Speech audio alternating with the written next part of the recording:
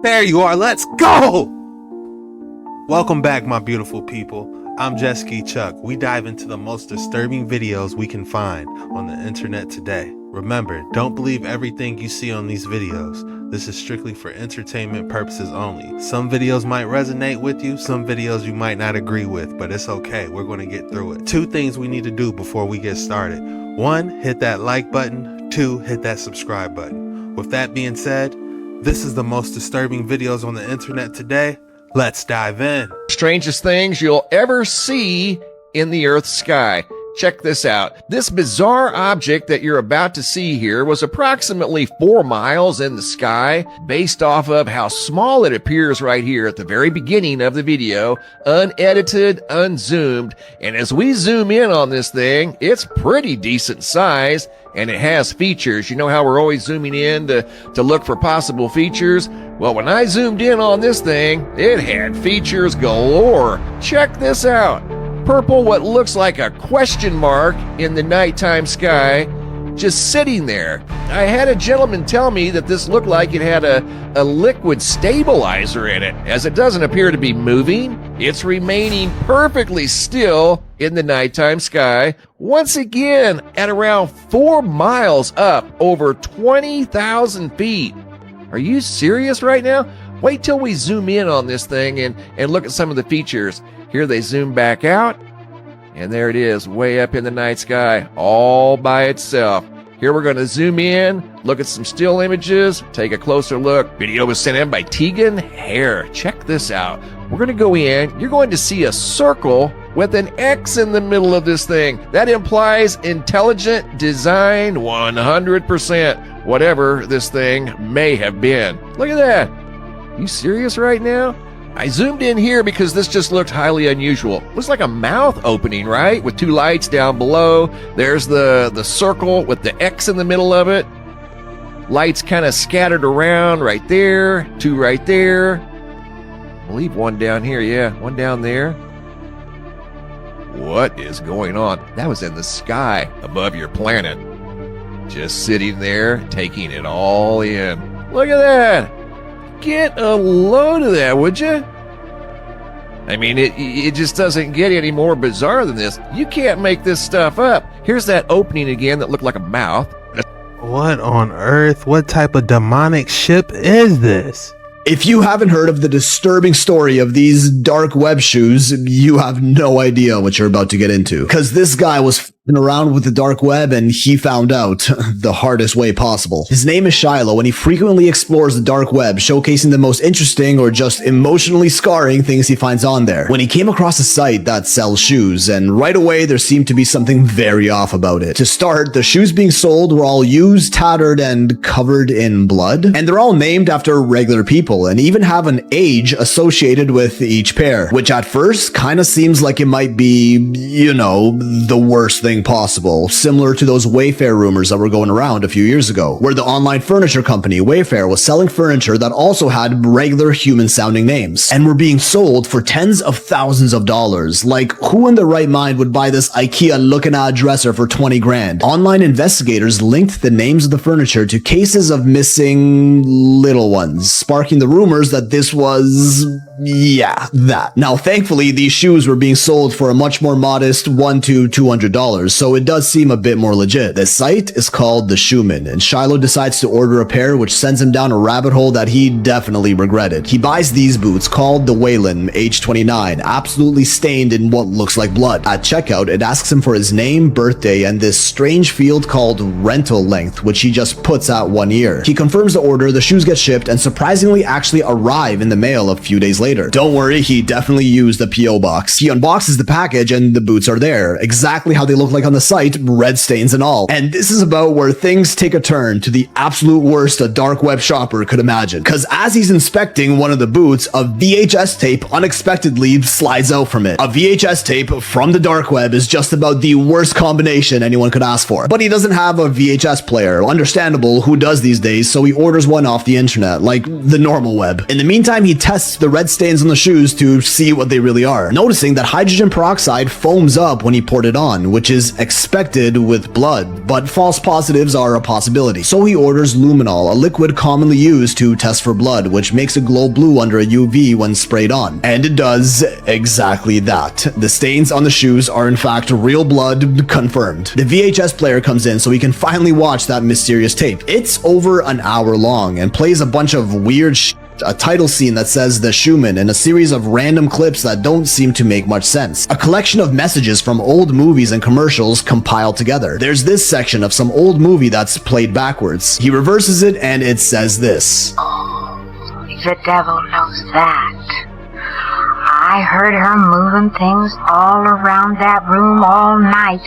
Never heard such goings on. The tape also talks about not losing or destroying the shoes, as they will eventually get collected, which I guess is what that rental length field was for when he bought them. He says there are a couple parts of the tape that are definitely not safe to show on the internet, which you could only imagine what that might be. But it also has sections called submission slots, where it just shows a name and a submission. And these slots are filled with other people wearing the shoes they ordered, but are also not moving and, according to him, sometimes disfigured. Basically, everyone who orders a pair of shoes gets a copy of the tape, and they need to add their own part to it showing the shoes. Shiloh sees a submission slot with his name in it, so he's expected to record his own part for the tape. But the thing is, your submission could also get rejected for whatever reason, and the names of the rejected submissions were also the names of the shoes on the site. Submit or be submitted, as it says periodically throughout the video. Meaning, if you don't add to the tape or if your submission gets rejected, you get submitted by the shoeman, who will add you to the tape himself. He checks the shoeman dark website again and finds out the entire marketplace has been taken down, but somehow it just keeps getting worse. The next day, he notices the heel on one of the boots is hollow. He cuts it open to find a blinking tracker inside, a GPS device with a SIM card that stopped blinking 5 minutes after he took it out. He goes on to buy a burner phone to test the SIM card in the tracker, and he gets service. The SIM card is active. So he investigates the actual tracker device using a USB converter to plug it into his computer, which lets him see the code the device was running and confirms that it was in fact sending his location to some phone number that he can now see. He assumes this is the number of the one who planted it, possibly the shoeman himself. He calls the number using his burner phone and he gets this voicemail.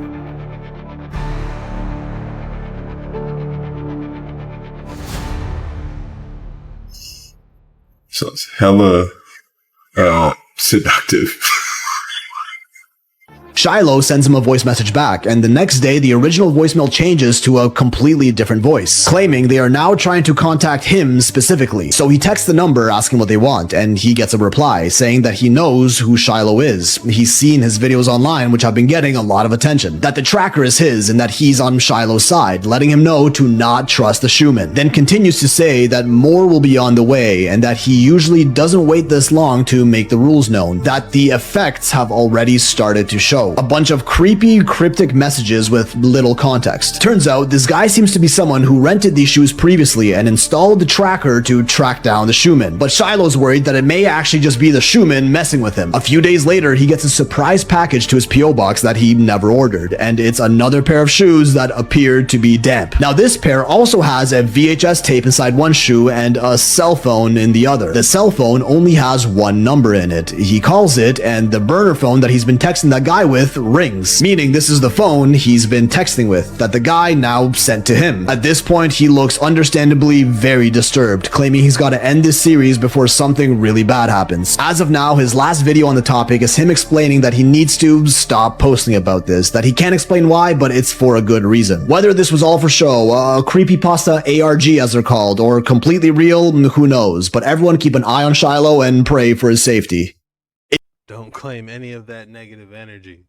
This is the Seraphim catacombs built between 1550 and 1520 BC, allegedly by King Amenhotep. And this underground place was carved out by the Egyptians to bury the bull, the Apis bull, the jackal, and the cat that they worshipped. They did sacrifices, stuff like that. There's 24 of these huge granite sarcophaguses. And look at that. Look at that. How did they do this? How did they make that like that? 70 tons. 70 tons. And allegedly in the 1850s, they didn't find any bulls. They didn't find any full mummified bodies in any of these things. And I think it's BS that they're telling us that this is for animals. I think these are Nephilim sarcophagi.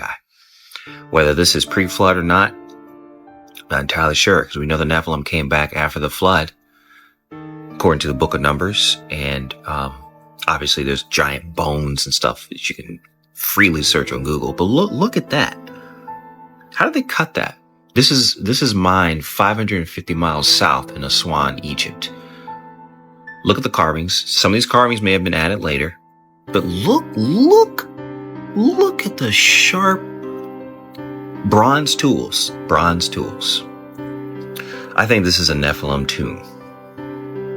Because, there's Egyptian hieroglyphic artwork of massive giant people, or at least people bigger than the other people, standing around. And look, how did they carve out the inside of this? Look at those sharp angles like that. And now that we know that the mainstream lies about everything, they didn't find any full mummified bulls down here. They found pieces of things, bones of things, but the tomb raiders probably found these huge people in these coffins, and they used to eat mummified people because they thought that, eating mummified people would, give them health benefits. Did y'all see how smooth this is? Sorry if it's loud in the background. I'm currently in New York, but look how smooth that is. They're not doing this with hammer and chisel.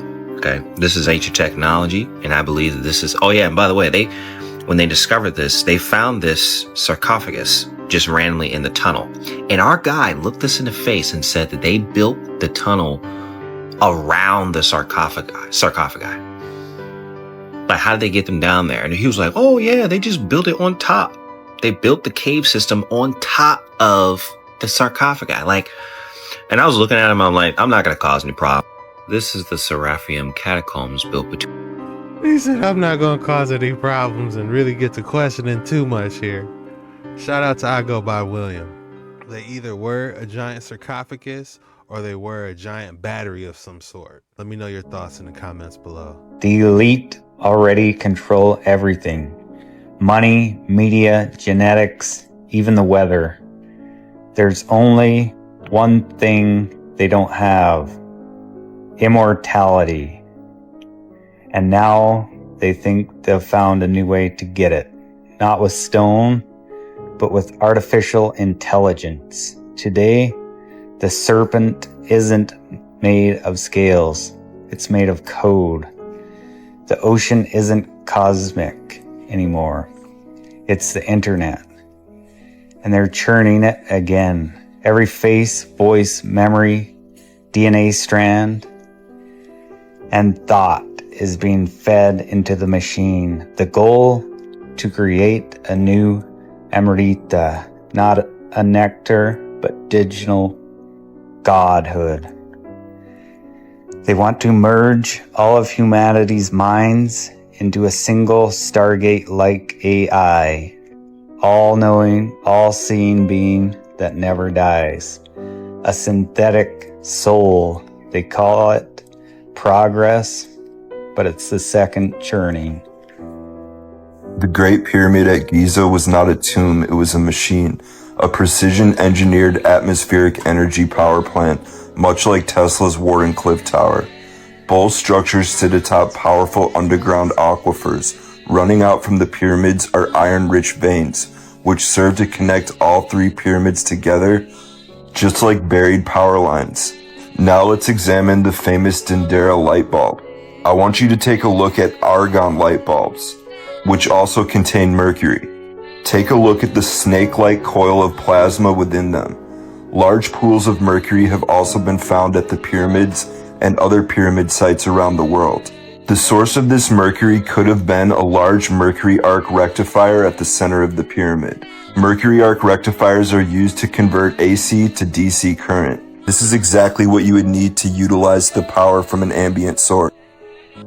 The Great Pyramid at Giza was not only at the Great Pyramid of Giza, but also the terracotta warriors had that lake of mercury. Is it possible that they had a giant mercury rectifier in there somehow? You decide to enter the blood portal. Upon entering, you find yourself before the Prince of Madness. He asks you a riddle.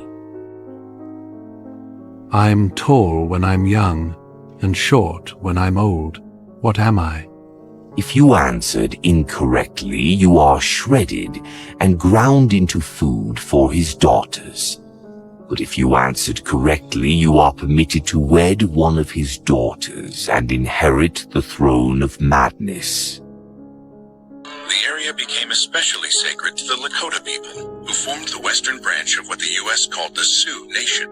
The Lakota believed one cave within the Black Hills to be where they first emerged, and they named one of the Black Hills mountain peaks the Six Grandfathers. Prior to Mount Rushmore, the Six Grandfathers had a cave. That cave was sealed by the U.S. government. However, it brought on a new name, the name of the Hall of Records. Not letting the spirit die, the Crazy Horse Memorial points in a direction of the third largest cave system in the world. Containing 168 miles of explored caves, only 10% of this caves has been explored.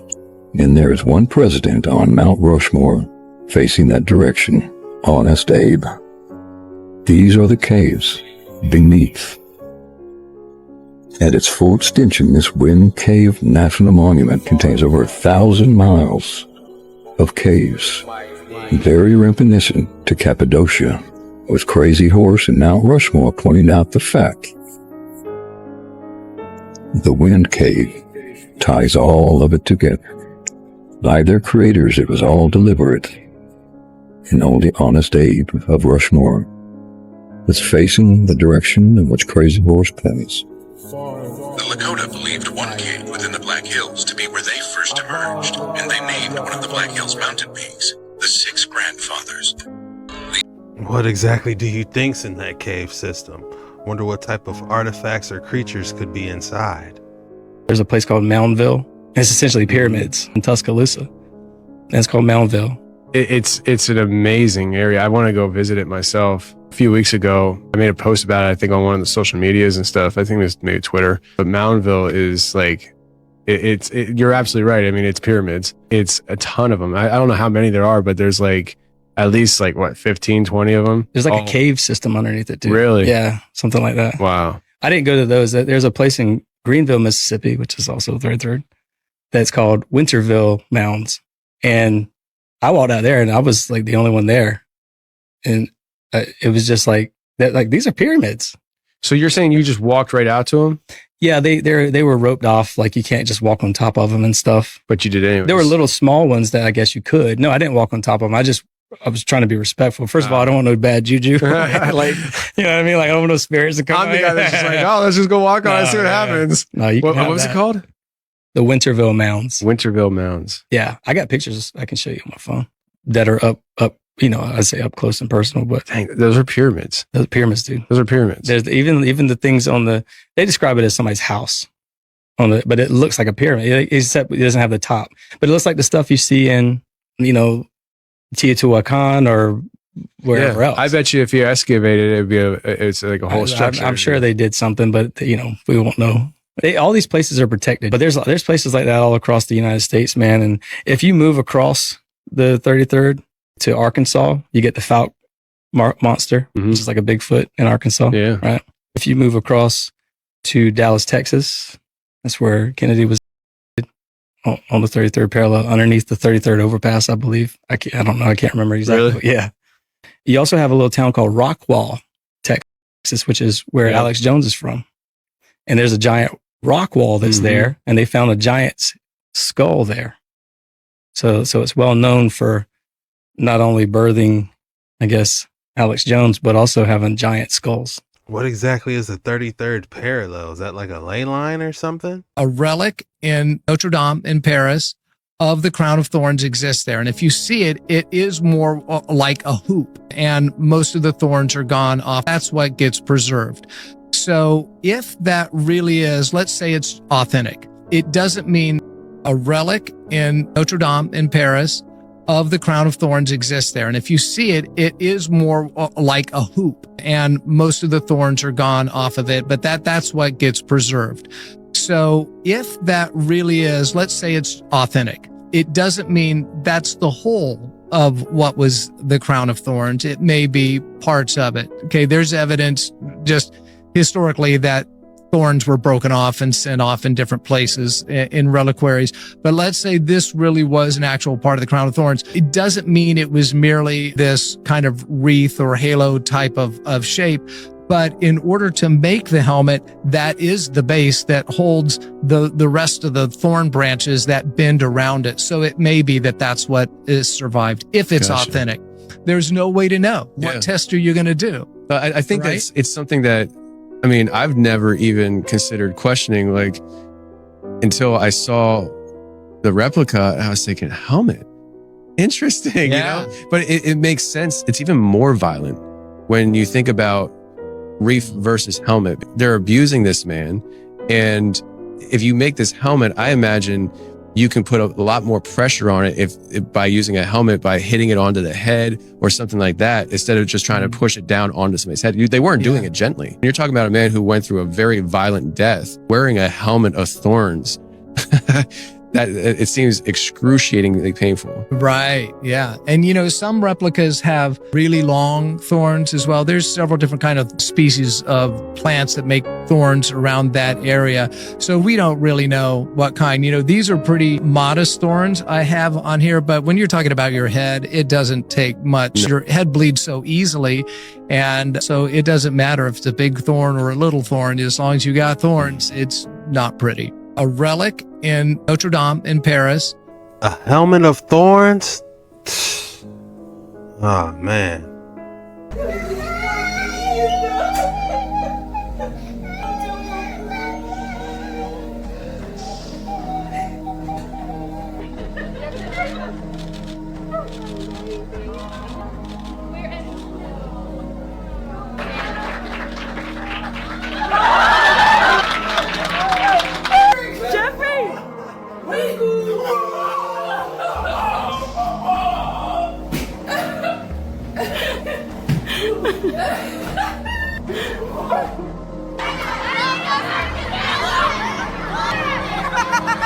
You're sharing your snacks?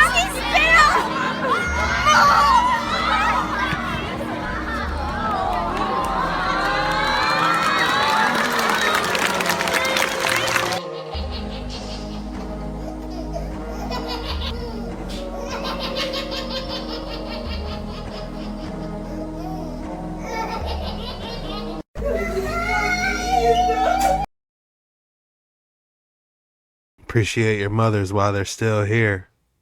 So please tell me y'all saw the dude from My Chemical Romance, I think his name is Gerard, morph into a demon mid-performance at his concert a couple days ago.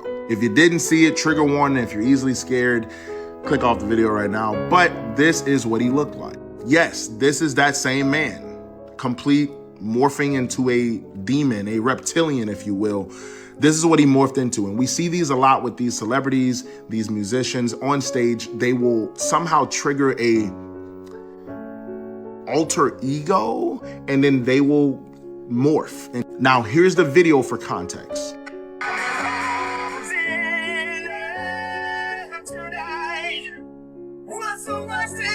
But it was twice. I don't know if y'all saw initially he morphed, he went back to himself, and then he morphed again at the end of that little clip.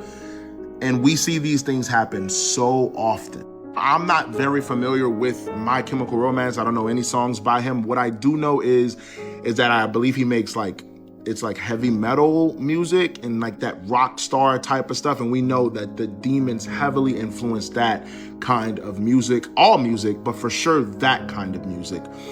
And so if you are listening to this and you should probably stay away from things like this, because when people start to morph into demons, that means that they are being inspired by demons, if not an actual demon. That's all we have for today's video. If you made it this far, the code word is Tuesday Mysteries. Go ahead and drop Tuesday Mysteries in the comments below. That lets me know you're a real one. You made it all the way through the video. And I just want to say thank you. Your support means the world to me and I love you. This was the most disturbing videos on the internet today. See you tomorrow.